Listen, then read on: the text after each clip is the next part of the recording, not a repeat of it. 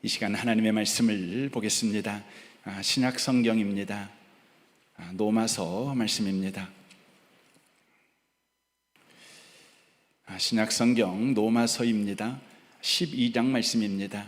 256면에가 있습니다. 256면 로마서 12장입니다.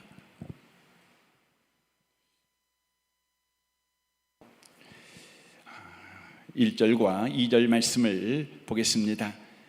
기록된 말씀을 같은 목소리로 읽으실 때 하나님의 복스러운 음성을 듣는 시간 되시기를 바랍니다.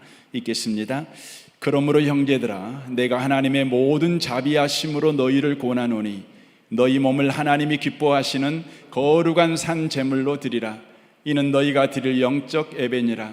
너희는 이 세대를 본받지 말고 오직 마음을 새롭게 함으로 변화를 받아 하나님의 선하시고 기뻐하시고 온전하신 뜻이 무엇인지 분별하도록 하라. 아멘.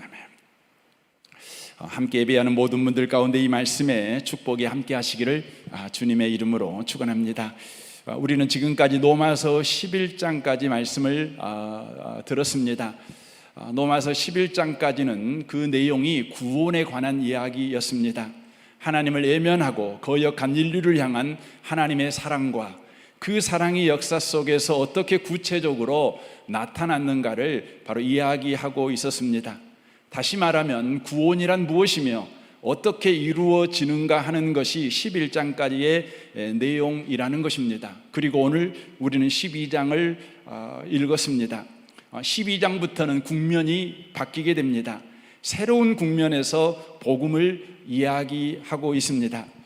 이런 이야기입니다. 너희는 이미 하나님의 놀라운 구원을 받았으니 인생을 이렇게 살아도 된다, 이 말씀입니다. 바로 구원받은 우리가 살아야 할 새로운 인생을 바로 이야기하고 있는 것이 12장 이하의 바로 말씀이라고 하는 것입니다. 그런데 우리가 여기서 주목해야 되는 것은 11장까지 다룬 구원에 대한 이야기가 12장부터 우리가 살아야 할 새로운 인생과 어떻게 연결되는가 하는 이 부분을 12장 이하에 계속해서 저와 여러분이 주목해야 합니다. 1절을 보겠습니다. 그러므로 형제들아, 내가 하나님의 모든 자비하심으로 너희를 권하노니 라고 말씀합니다. 11장까지의 구원 이야기가 12장의 새로운 인생과 어떻게 연결되냐면 그러므로로 연결되고 있는 것을 보게 됩니다. 이것은 앞선 구원이 뒤따르는 새로운 인생을 의무와 책임으로 강요하고 있는 것이 아니라는 것입니다. 도리어 미래와 희망으로, 바로 기회로 우리에게 제공되고 있다는 것을 말씀하고 있는 것입니다. 구원받았으니 이렇게 살아야만 해, 안 그러면 너 멸망이야, 이런 이야기가 아니라는 것입니다. 구원받았으니 너는 이제 이렇게 살아도 돼라는 미래와 희망을 기회로 주는 바로 내용이라고 하는 것입니다. 다시 말씀드리면 구원받은 자에게 이제 인생은 책임과 의무가 아닌 기회가 되었다는 것입니다. 구원받기 전에 우리의 인생은 책임과 의무의 인생이었다면 구원받은 이후의 인생은 바로 기회가 되는 인생을 살게 되었다고 하는 것입니다. 우리의 인생은 과연 기회보다는 의무와 책임을 더 느끼는 인생을 지금까지 살아왔습니다. 2014년에 개봉한 그리하여 엄청난 흥행을 한 국제시장이라는 제목의 영화가 있습니다. 이 영화의 주인공으로 등장하는 인물이 윤덕수라는 이름을 가진 사람입니다. 그는 1939년생입니다. 이 영화는 그가 11살 되던 1950년 12월 한국전이 발발했을 때 중공군이 개입하게 되지요. 이로 인하여서 함흥철수를 하게 됩니다. 그래서 가족들이 함흥에서 배를 타는 피난길에 오르는 장면에서 이 영화가 시작되는 것을 보게 됩니다. 여동생 막순이를 등에 업고 배에 기어 올라 타고 있는 그때에 뒤에서 뻗은 팔이 막순이의 소매를 잡아당기는 바람에 막순이를 잃어버립니다. 이를 늦게 알게 된 아버지는 가족을 잘 지키라는 말을 남기고 막순이를 찾아 배에서 내립니다. 그 사이 배가 출발하는 바람에 아버지와 여동생과 헤어지면서 11살 어린 나이에 가정을 책임져야 되는 가장이 되어버립니다. 그때부터 가족을 지키라는 아버지의 말을 지키기 위해 선장이 되고자 했던 자신의 꿈을 포기하고 오직 가족들을 위해 죽을 힘을 다해 평생을 헌신하게 됩니다. 이제 그의 나이 70살이 넘은 노인이 된 어느 날, 그가 아버지 사진 앞에서 지내온 날을 회상하며 이렇게 말합니다. 제가 연기자처럼 말을 잘 못해요. 제가 이 영화를 보면서 이 장면이 가장 사실은 마음에 와닿았어요. 오늘 설교를 준비하면서 이 장면이 확 생각나서 제가 유튜브로 다시 찾아봤는데, 여러분도 한번 찾아봐 보시면 됩니다. 국제시장 명장면 이렇게 치면 됩니다. 이렇게 말합니다. 아버지, 나 약속 잘 지켰지요? 막순이도 찾았고요. 이만하면 나 잘 살았지요. 근데 나 진짜 힘들었거든요.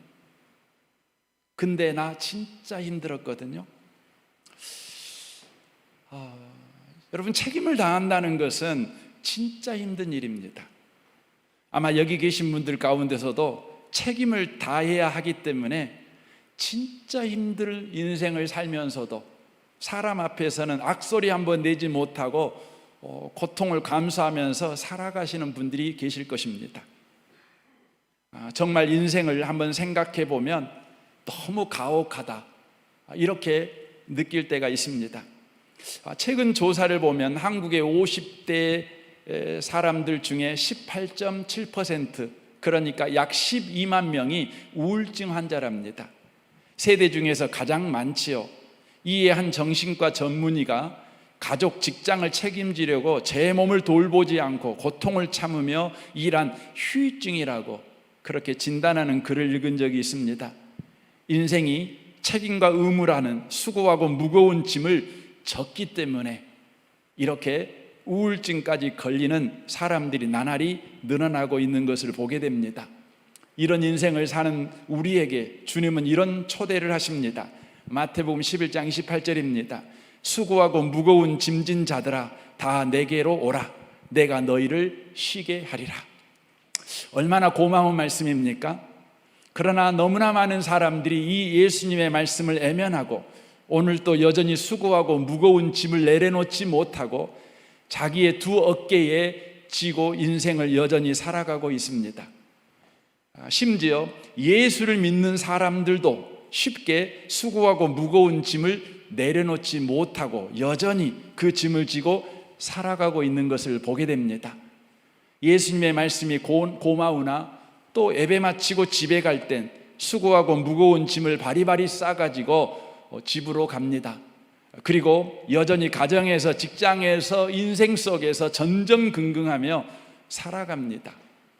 이런 분에게 물어보죠. 왜 예수 믿으면서도 인생을 그렇게 수고하고 무겁게 살아가십니까? 이렇게 질문하면 그분들은 대부분 이렇게 대답을 합니다.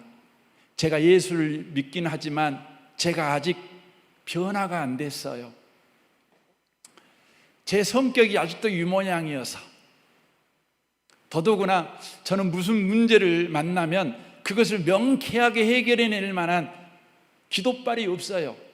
영적 능력도 없고 실력도 갖고 있지 못하기 때문에 예수 믿으면 수고하고 무거운 짐을 지고 주님께 와서 힘을 얻으라고 주님이 말씀하시지만 그 말씀이 너무 고마워서 매주 예배당에 오지만 나의 삶은 여전히 나 때문에, 내 성격 때문에, 내 무능력 때문에 여전히 수고하고 무거운 짐을 지고 살 수밖에 없어요. 이렇게 말합니다. 이렇게 말하는 예수 믿는 자들을 향해서 성경은 이렇게 말씀합니다. 로마서 6장 2절입니다. 그럴 수 없느니라. 죄에 대하여 죽은 우리가 어찌 그 가운데 더 살리요? 그럴 수 없느니라. 그럴 수 없다는 것이죠. 수고하고 무거운 짐을 지고 그 가운데 너 더 살면 안 돼, 이렇게 말합니다. 무릇 그리스도 예수와 합하여 세례를 받은 우리는 그의 죽으심과 합하여 세례를 받은 줄을 알지 못하느냐? 그러므로 우리가 그의 죽으심과 합하여 세례를 받음으로 그와 함께 장사되었나니 이는 아버지의 영광으로 말미암아 그리스도를 죽은 자 가운데서 살리심과 같이 우리로 또한 새 생명 가운데 행하게 하려 함이라라고 말씀합니다. 왜 예수 믿는 사람들은 수고하고 무거운 짐을 벗어버리고 쉽고 가벼운 인생을 살 수 있느냐? 그 이유는 어디에 있는 줄 아느냐? 그것은 네가 변화돼서 그런 건 아니다. 네가 영적 능력을 소유해서 그런 거 아니야. 예수가 죽었으니까 그래. 이렇게 말씀합니다. 예수가 죽었기 때문이라는 것이죠. 우리의 못남을 짊어지고 우리의 무능력을 짊어지고 우리의 못남 때문에 수고하고 무거운 짐을 지고 쓰러지고 넘어지고 좌절하고 낙심하는 그 인생의 짐을 예수가 친히 짊어지고 예수가 죽어버려서 예수 믿는 사람은 쉽고 가볍게 짐을 지며 인생을 살 수 있다는 것이죠. 왜냐하면 예수가 죽어서 내 신분과 내 운명과 지위가 바뀌어버렸기 때문이라는 것입니다. 네가 변화되어서 네가 교회 다니다가 보니까 기도빨이 생겨가지고 능력이 생겨가지고 네 신분과 운명과 지위가 바뀐 것이 아니라 예수가 죽었기 때문에 네가 원인이 아니라 예수가 원인이다. 그래서 고린도후서 5장 16절을 말씀하지요. 그러므로 이제부터는 우리가 그 어떤 사람도 세상적인 관점에서 보지 않겠습니다. 우리가 그리스도도 세상적인 관점에서 보았으나 앞으로는 그렇게 하지 않겠습니다. 우리는 세상을 살아갈 때 쉽고 가볍게 인생을 사는 사람들을 볼 때마다 저 사람은 능력이 있어서 그래. 저 사람의 성품을 봐봐. 얼마나 인내하는 성품을 가졌어. 얼마나 넉넉한 성품을 가졌어. 그런데 그에 반해 나는 성격이 너무 못났어. 능력이 너무 없어. 그러니 나는 이렇게 살아. 우리는 늘 그렇게 사람을 봤습니다. 그런데 주님이 말씀합니다. 그렇게 보면 안 된다는 것이죠. 17절입니다. 그러므로 누구든지 그리스도 안에 있으면 못났든 잘났든 능력 있든 무능력하든 그리스도 안에 있으면 새로운 존재입니다. 옛사람은 없어지고 새 사람이 된 것입니다. 이 모든 것은 하나님이 하시는 일입니다 라고 말씀합니다. 수고하고 무거운 짐을 진 옛사람에서 가볍고 쉬운 인생을 살아가는 새 사람으로 변화되는 그 근거와 조건은 우리에게 있지 않고 오직 예수에게만 있다는 것입니다. 이 말씀을 듣는 사랑하는 성도 여러분, 저와 여러분은 수고하고 무거운 짐을 벗어버리라고, 아니 쉽고 가벼운 인생을 살라고 우리 주님의 초청을 받아 예수 믿는 자가 되었습니다. 이제 저와 여러분은 인생을 쉽고 가볍게 짐을 지며 살아갈 자격과 운명과 신분을 가진 사람입니다. 어떻게 그렇게 됐다고요? 예수 믿고 나서 여러분과 제가 변화돼서요? 예수 믿고 나서 저와 여러분에게 영빨이 생겨서요? 아니에요. 여전히 예수가 날 위해 죽었기 때문이에요. 여러분과 제가 여전히 예수 안에 있기 때문에 그렇다고 하는 것입니다. 그때 우리는 이런 질문을 또 하게 되죠. 목사님, 저 예수 믿는데요? 저 예수 믿습니다. 예수님 때문에 내 인생이 변화됐다는 거 저 믿습니다. 그런데 왜 여전히 내 인생은 이렇게 무거울까요? 버거울까요? 왜 내 인생이 바뀌지를 않는 걸까요? 이에 대한 성경의 대답은 이렇습니다. 하나님은 우리에게 은혜를 주십니다. 그런데 이 주신 은혜가 우리의 삶에 자동적으로 적용되게 하지는 않으십니다. 다만 하나님은 우리가 받은 은혜를 사용하여 이 은혜가 우리의 삶에 적용되도록 바로 기회를 주시는 하나님이라는 것입니다. 다시 말씀드릴까요? 여러분과 제가 예수 믿었습니다. 은혜 받은 자지요. 우리가 받은 은혜가 자동적으로 우리의 삶에 은혜를 적용시켜 수고하고 무거운 짐을 진 인생을 쉽고 가벼운 짐을 진 인생으로 경험시키지 못한다는 것입니다. 다만 우리 하나님께서 이것을 경험하도록 하기 위해서 저와 여러분에게 기회를 준다는 것입니다. 이런 애가 아마 적합할 것 같습니다. 점심시간이 되었습니다. 배가 너무너무 고픈 것입니다. 지갑을 보니 10,000원짜리가 있는 것입니다. 지갑에 10,000원짜리가 있는데 여전히 배는 고픕니다. 그러나 이 10,000원을 사용하여 밥을 사 먹으면 배고픔은 해결됩니다. 지갑에 10,000원이 있어 배고픔이 해결되는 것이 아니라 지갑 속에 10,000원을 꺼내 사용할 때 배고픔이 해결되는 것입니다. 그래서 배고픔은 무엇입니까? 배고픔은 지갑에 10,000원을 사용하여 배부름을 경험할 기회인 것입니다. 구원받은 우리에게 인생은 무엇일까요? 그것은 우리가 받은 구원이 얼마나 크고 위대한지를 바로 경험할 기회로 우리에게 인생을 주셨다는 거예요. 그래서 오늘 본문 로마서 12장은 구원받은 우리에게 주신 첫 번째 기회가 무엇인지 이것을 우리에게 말씀합니다. 1절을 보겠습니다. 그러므로 형제들아 내가 하나님의 모든 자비하심으로 너희를 권하노니 너희 몸을 하나님이 기뻐하시는 거룩한 산 제물로 드리라. 이는 너희가 드릴 영적 예배니라 라고 말씀합니다. 이 성경은 우리에게 무엇을 말합니까? 몸으로 하나님이 기뻐하시는 삶을 살아가라 라고 지금 말씀하고 있는 내용입니다. 인간은 누구나 몸을 가지고 태어납니다. 그래야 사람이지요. 몸은 마음과 다릅니다. 마음은 시간과 공간의 제한을 받지 않습니다. 한국과 미국이라는 공간의 제한도 받지 않습니다. 과거와 미래를 그래서 자유롭게 마음은 넘나듭니다. 그러나 몸은 시간과 공간의 제한을 받습니다. 늙어가고 병들어가고 사계절의 변화를 느끼는 온도계와 같은 것이 우리의 몸입니다. 몸은 구체적인 현실을 살아가는 것입니다.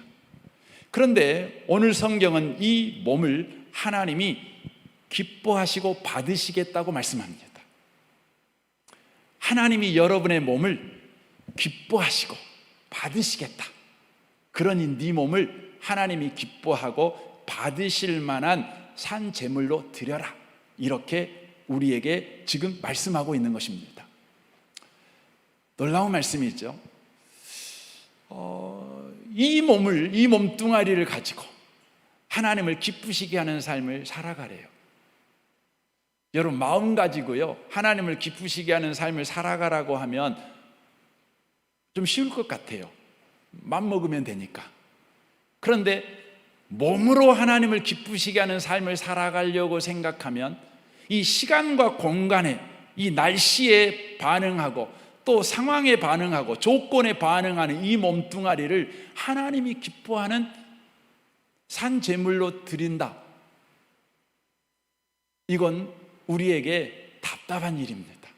우리에게 무거운 짐이 되는 것입니다. 그래서 이 로마서 12장 1절을 읽을 때 어떤 분들은 하나님 왜 수고하고 무거운 짐을 벗겨주겠다고 해서 교회 데려오놓고는 왜 수고하고 무거운 짐을 또 지우세요? 내가 교회에 갖고도 예배 드리는 것도 버거운데 가정과 직장에서 자식 앞에서 부부관계 안에서 하나님을 기뻐하는 삶을 살아가라니요. 주님 그건 불가능합니다. 이렇게 생각하시는 분들이 계실란가 모릅니다. 하지만 이 말씀은 우리에게 책임과 의무의 짐을 지우는 말씀이 아니라 기회를 주시는 말씀입니다. 왜 그렇습니까? 1절 다시 한번 보겠습니다. 그러므로 형제들아 내가 하나님의 모든 자비하심으로 너희를 권하노니 라는 말씀이 있기 때문입니다. 이 말씀은 우리가 이미 하나님의 모든 자비하심 속에 있기 때문이다 이렇게 말씀합니다. 너는 이미 하나님의 모든 자비하심 가운데 있기 때문에 너희 몸을 하나님이 기뻐하는 몸으로 하나님께 드릴 수 있어. 하나님이 받으실 만한 몸으로 하나님 앞에 너 드릴 수 있어. 이렇게 말씀하고 있는 것입니다. 그렇다면 하나님의 모든 자비하심 속에 있다는 것은 어떤 의미의 말입니까? 이 말씀은 하나님께서 우리가 한 모든 일에 대한 책임을 우리에게 묻지 아니하시고 예수로 책임을 져 주셨다는 의미의 말씀입니다. 우리에게 책임을 묻지 않고 예수에게 책임을 물으셨다, 이 말씀이죠. 그래서 이사야 53장 4절은 이렇게 말씀합니다. 그는 실로 우리가 받아야 될 고통을 대신 받고 우리가 겪어야 할 슬픔을 대신 겪었습니다. 그러나 우리는 그 징벌을 받아서 하나님에게 맞으며 고난을 받는다고 생각하였다. 그러나 그가 찔린 것은 우리의 허물 때문이고 그가 상한 것은 우리의 악함 때문이다. 그가 징계를 받음으로써 우리는 평화를 누리고 그가 매를 맞음으로써 우리의 병이 나았다. 우리는 모두 양처럼 길을 잃고 각기 제 길로 흩어졌으나 주님께서 우리 모두의 죄악을 그에게 지우셨다라고 말씀합니다. 예수 안에 있는 사람들에게 더 이상 죄의 책임을 묻는 심판이 없다, 이걸 지금 말씀하고 있는 것입니다. 하나님의 모든 자비하심 안에 있다는 것은 이제 더 이상 하나님은 죄의 책임을 묻는 심판을 우리에게 하지 않는다는 것입니다. 그래서 로마서 8장 1절은 이렇게 말씀하지요. 그러므로 이제 그리스도 예수 안에 있는 자에게는 결코 정죄함이 없나니 이는 그리스도 예수 안에 있는 생명의 성령의 법이 죄와 사망의 법에서 너를 해방하였음이니라 라고 말씀합니다. 이제 저와 여러분의 인생은 심판의 두려움에서 해방된 인생이라는 것입니다. 죽음과 멸망의 두려움에서 해방된 인생이라는 것입니다. 우리가 우리 몸을 사용하여 뭔가를 할 때에 우리 가운데 늘 두려움이 따라붙습니다. 멸망에 대한 두려움, 심판에 대한 두려움, 실패에 대한 두려움, 멸망에 대한 두려움이 꼭 따라붙습니다. 그런데 우리 주님이 이렇게 말씀합니다.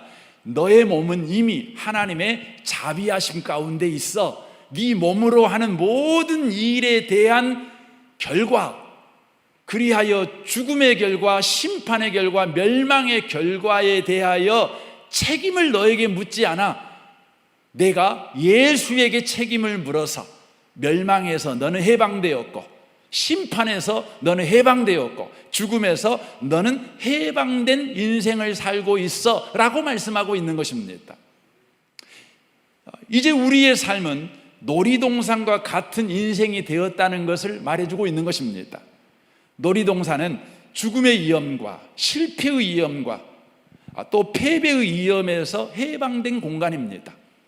여러분이 놀이동산에서 자동차를 탈 때 이 자동차 타다가 사고 나면 나 죽어, 이런 두려움을 가지고 놀이동산에서 자동차를 타는 분은 없습니다.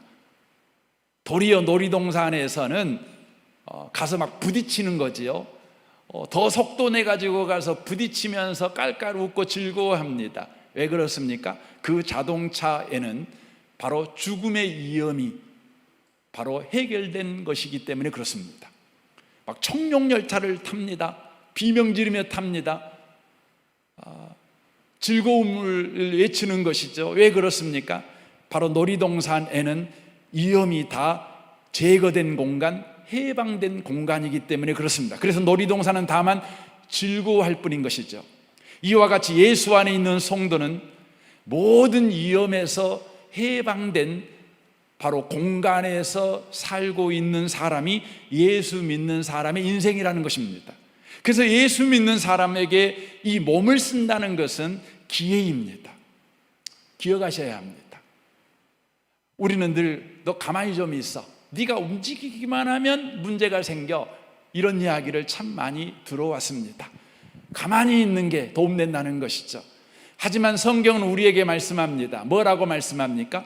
네 몸은 위험이 제거된 인생 속에 있는 몸이야.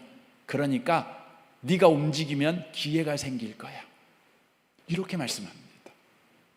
그래서 로마서 5장 1절은 이렇게 말씀하죠. 그러므로 우리가 믿음으로 의롭다 하심을 받았으니 우리 주 예수 그리스도로 말미암아 하나님과 화평을 누리자. 또한 그로 말미암아 우리가 믿음으로 서 있는 이 은혜의 들어감을 얻었으며 하나님의 영광을 바라고 즐거워하느니라 라고 말씀합니다. 이제 우리는 다만 하나님의 영광을 바라고 즐거워하는 인생을 살 자격과 운명과 신분을 가진 자가 되었다는 것입니다. 왜냐하면 저와 여러분은 하나님의 모든 자비하심 가운데 있는 인생을 바로 살고 있기 때문에 그렇다는 것입니다. 그래서 저와 여러분들은 이제 바로 우리의 몸을 사용해서 하나님을 기쁘시게 하는 인생을 살아야 된다는 것입니다. 하나님을 우리 몸을 통해 기쁘시게 한다는 것은 놀라운 약속이 포함되어 있는 내용입니다. 어떤 약속입니까? 하나님이 우리 몸을 기뻐하신다는 것입니다. 하나님이 우리 몸을 받으신다는 것을 약속하고 있는 내용이 포함되어 있는 것입니다. 이 말씀이 쓰여질 당시에 이 성경은 충격적인 말씀이었습니다. 요즘 시대야 저와 여러분이 로마서 12장을 하도 많이 들어가지고 별로 충격이 없는데 이 로마서 말씀은 로마에 보내는 편지 아닙니까? 로마 사람들은 헬라와 로마의 사상적 영향을 받은 사람들 아니겠습니까? 당시의 헬라 로마 사람들은 이원론의 영향을 받은 인생을 살고 있는 사람들이었습니다. 이원론은 물질은 악하고 영은 선한 것이라는 사상입니다. 그래서 흙이라는 물질로 지음받은 육체는 악하다는 것입니다. 구원도 영혼만 받지 육체는 받을 수 없다고 그들은 주장했습니다. 심지어 철학자 플라톤은 육체는 영혼의 감옥이라고 주장했습니다. 이로 인해 몸은 영혼의 구원을 방해하는 악이요 싸우고 무찔려야 될 대상으로 보았습니다. 그래서 사람들은 영혼의 구원을 위해서 몸을 멸시하고 자학하고 더럽혔습니다. 심지어 자살한 사람이 속출했습니다.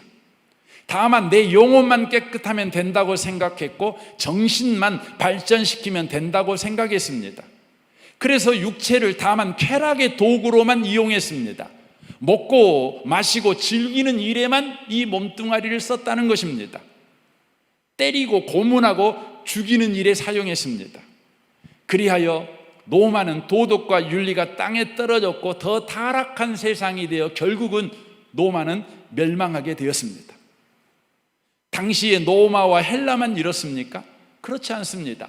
인류의 역사는 내내 육체를 멸시했습니다. 몸을 더러운 것이라고 여겼습니다. 세상의 모든 종교가 그랬습니다. 세상의 모든 종교는 몸을 천히 여깁니다. 학대합니다. 여러분 힌두교나 불교를 보시면 수행이라는 이유로 몸을 얼마나 학대하는지를 여러분이 사진을 통해서 많이 보았을 것입니다. 어떤 사람은 자기가 신이 되기 위해서 자기 안에 있는 신성을 개발하고 발전시키기 위해서 육체를 학대하는데 손을 듭니다. 10년 들고 20년 들고 30년 들고 40년 동안 손을 안 내려버립니다. 손이 굳어버린 것입니다. 애다리를 하고 30년 40년을 삽니다.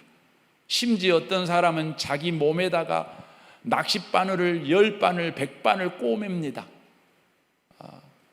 그리하여서 육체를 괴롭히고 육체를 학대해서 자기 영혼이 구원받도록, 육체가 영혼 구원을 방해하지 못하도록 육체를 바로 멸시하는 일을 하는 것을 보게 되어집니다. 하지만 성경은 몸을 학대하는 것은, 몸을 멸시하는 것은 마귀적인 것이라고 분명히 말씀합니다. 마태복음 17장에 보면 귀신 들린 아들을 귀신이 어떻게 역사하는지 예수님에게 그 아비가 이렇게 말하는 장면이 나옵니다. 마태복음 17장 15절입니다. 주여 내 아들을 불쌍히 여기소서. 그가 간질로 심히 고생하여 자주 불에도 넘어지고 물에도 넘어지는지라라고 말합니다. 이 귀신이 아이 안에 들어가 가지고 몸을 학대하는 것이죠. 불 속으로 몸을 던지게 만들고 물 속으로 몸을 던지게 만드는 것이죠. 요즘도 그렇지 않습니까? 자기의 심신, 자기의 영적 능력을 자랑하기 위해서 여러분 그냥 짝두위에 사람이 올라가요. 불의를 걸어요. 이건 다 마귀적인 것입니다. 마귀는 사람의 몸을 학대하게 만듭니다. 기독교 역사 안에도 잘못된 사상을 가진, 신앙을 가진 교회와 또한 신학이 있었습니다. 그리하여 몸을 학대하고 몸을 억압합니다. 몸을 괴롭힙니다. 이것은 마귀적인 것입니다. 여러분, 금식 귀한 것입니다. 하지만 여러분의 몸을 학대하는 금식은 마귀적인 것입니다. 철학 귀한 것입니다. 하지만 여러분의 몸을 억압하는 철야는 그건 하나님이 기뻐하지 않습니다. 초대교회부터 교회에 못된 이단이 있었습니다. 영지주의입니다. 오늘날의 구원파 교회에 영향을 주었습니다. 영지주의는 영과 육체를 철저히 구별하여 육체를 저급한 단계로 보았습니다. 그리하여 저급한 단계인 육체로 그 무엇을 한다 하더라도 그것이 고귀한 영혼에는 아무 영향도 주지 못한다고 주장합니다. 영지주의, 구원파, 박옥수 이런 사람들 막 나오잖아요. 이 사람들이 주장하는 구원은 육체의 구원을 부정합니다. 영혼 구원만 바로 말합니다.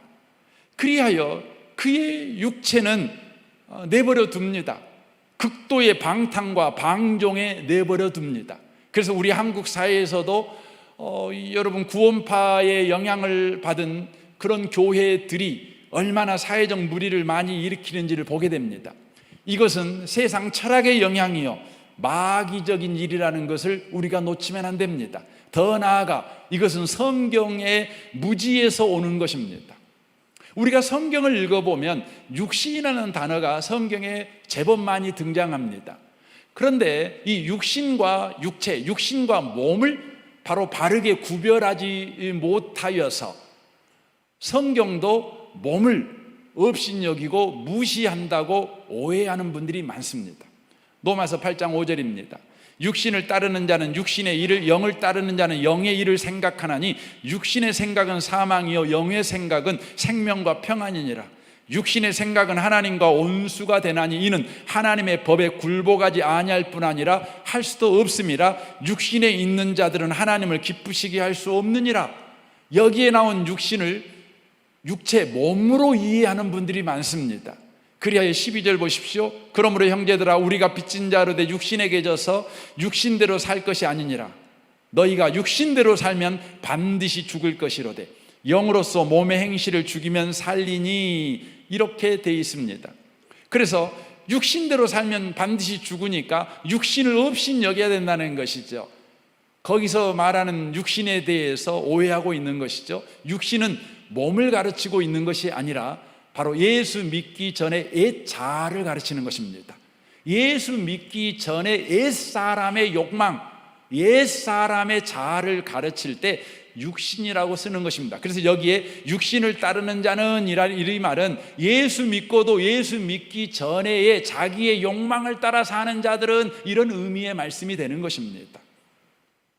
사랑하는 성도 여러분, 우리 하나님이 저와 여러분에게 지금 인생을 기회로 주셨습니다. 기회가 되는 인생을 여러분과 제가 살아야 합니다. 이를 위해서는 저와 여러분의 몸을 하나님이 기뻐한다는 걸 기억하셔야 합니다. 저와 여러분의 몸을 하나님이 받으시기를 원한다는 걸 기억하셔야 합니다. 그리하여 여러분의 몸을 귀중하게 여기셔야 합니다. 여러분의 몸을 소중하게 다루셔야 합니다. 성경은 하나님이 우리 몸을 기뻐하시고 받으신다는 것, 그래서 우리 몸을 귀중하게 여기신다는 것에 대하여 많이 넘치게 우리에게 그 이유를 말씀해 주십니다. 그 첫 번째가 하나님이 직접 우리 몸을 창조하셨다는 것입니다. 창세기 2장 7절이죠. 여호와 하나님이 땅의 흙으로 사람을 지으시고 라고 말씀합니다. 여러분, 여러분의 몸뚱아리는 하늘에서 뚝 떨어진 것이 아닙니다. 어쩌다가 생겨난 몸뚱아리가 아닙니다. 여러분의 몸뚱아리는 하나님이 친히 바로 창조하셨습니다. 친히 빚으신 바로 명품이라는 것을 기억하셔야 합니다. 그래서 여러분, 이번 주에 여러분 거울 보면서 여러분의 몸을 축복하십시오. 뭐라고 축복합니까? 네 몸은 내 몸은 하나님이 친히 빚으신 명품이야. 명품이야 라고 말씀하십시오.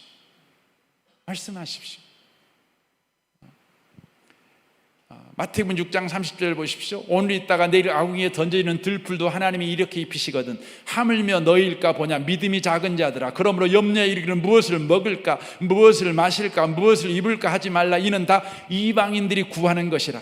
너희 하늘 아버지께서 이 모든 것이 너희에게 있어야 할 줄을 아시느니라 라고 말씀합니다. 이 말씀은 하나님이 친히 우리 몸을 돌보신다는 것입니다. 무엇을 먹을까, 무엇을 마실까, 무엇을 입을까, 누구에게 필요한 거죠? 우리 마음에 필요한 것이 아니라 우리 몸에 필요한 것입니다. 주님은 우리 몸에 뭐가 필요한지를 아시고, 우리 주님은 우리 몸을 돌보셔서 우리 필요를 채우신다는 것입니다. 우리 하나님이 여러분의 몸을 관리하십니다. 요즘 여자분들 가운데 자랑이 뭡니까? 나는 첨당동에서 관리를 받아. 이게 자랑입니다. 그렇죠? 첨당동 아십니까? 강주분들은 뭐 상무지구 가서 나 좀 관리받아, 뭐 그런 거죠. 예수 믿는 여러분, 저와 여러분은 하나님에 의해서 관리받는 몸입니다. 굉장하죠? 여러분 이번 주에 거울 보면서 말하십시오. 내 몸은 하나님이 친히 관리하는 몸이야 라고 말씀하십시오. 세 번째 보십시오. 요한일서 4장 1절입니다. 사랑하는 자들아, 영을 다 믿지 말고 오직 영들이 하나님께 속하였나니 분별하라. 많은 거짓 선지자가 세상에 나왔습니다. 이로써 너희가 하나님의 영을 알지니 곧 예수 그리스도께서 육체로 오신 것을 시인하는 영마다 하나님께 속한 것이요, 예수를 시인하지 아니하는 영마다 하나님께 속한 것이 아니니 이것이 곧 적그리스도의 영이니라 라고 말씀합니다. 예수님이 우리를 구원하시기 위해서 몸을 입고 오셨다는 거예요. 이것을 만약에 부정하는 자는 적그리스도의 영이 지배하는 사람이라는 거예요. 예수님은 몸을 입고 이 땅에 오셨습니다. 왜 몸을 입고 이 땅에 오셨을까요? 그것은 우리 주님께서 우리의 영혼만이 아니라 우리의 육체도 구원하시기 위해서예요. 여러분, 구원의 대상은 우리의 영혼만이 아니라 우리의 육체도 주님의 구원의 대상임을 기억하시길 바랍니다. 그래서 여러분의 몸을 향해서 말씀하십시오. 내 몸은 예수님으로 인하여 구원받은 몸이야 라고 여러분 말씀 꼭 해주시길 바랍니다. 여러분의 몸은 주님이 구원하는 몸입니다. 우리 옆에 계신 분한테 말씀해 주시면 좋겠습니다. 당신의 몸은 예수님이 구원하신 몸입니다 라고 말씀해 주시면 좋겠습니다. 고린도전서 6장 15절 보십시오. 너희 몸이 그리스도의 지체인 줄 알지 못하느냐? 내가 그리스도의 지체를 가지고 창녀의 지체를 만들겠느냐? 결코 그럴 수 없느니라라고 말씀합니다. 우리 몸이 뭐라고요? 그리스도의 지체래요. 그리스도의 지체라는 말이 어떤 의미의 말입니까? 예수님께서 이 땅 가운데 걸어 다니실 때 우리 다리를 사용해서 걸어 다신대요. 예수님께서 누군가를 위로하여 손으로 그의 머리를 쓰다듬고 싶을 때 어떻게 하시냐면 우리의 손으로 그의 머리를 쓰다듬어 주신대요. 그러니까 예수님의 손이 누구냐? 내 손이에요. 예수님의 세상을 볼 때 누구 눈으로 보냐? 우리 눈으로 봅니다. 그래서 우리 눈은 예수님의 눈입니다. 여러분, 이 아침에 또 이번 주 일주일 동안 여러분 보시면서 그렇게 말해 주세요. 내 눈은 예수님의 눈이야. 내 입은 예수님의 입이야. 내 손은 예수님의 손이야. 내 발은 예수님의 발이야. 고린도전서 6장 18절을 보십시오. 음행을 피하라. 사람이 범하는 죄마다 몸 밖에 있거니와 음행하는 자는 자기 몸의 죄를 범하느니라. 너희 몸은 너희가 하나님으로부터 받은 바 너희 가운데 계신 성령의 전인 줄 알지 못하느냐라고 말씀합니다. 우리 몸이 뭐라고요? 성령의 전입니다. 성령의 집입니다. 성령이 거하시는 집이라는 것입니다. 여러분, 여러분의 몸이 그렇습니다. 다만 여러분의 몸은 고집만 가지고 있는 몸이 아닙니다. 다만 여러분의 몸은 병만 갖고 있는 몸이 아닙니다. 그래서 여러분의 몸이 병원이 아닙니다.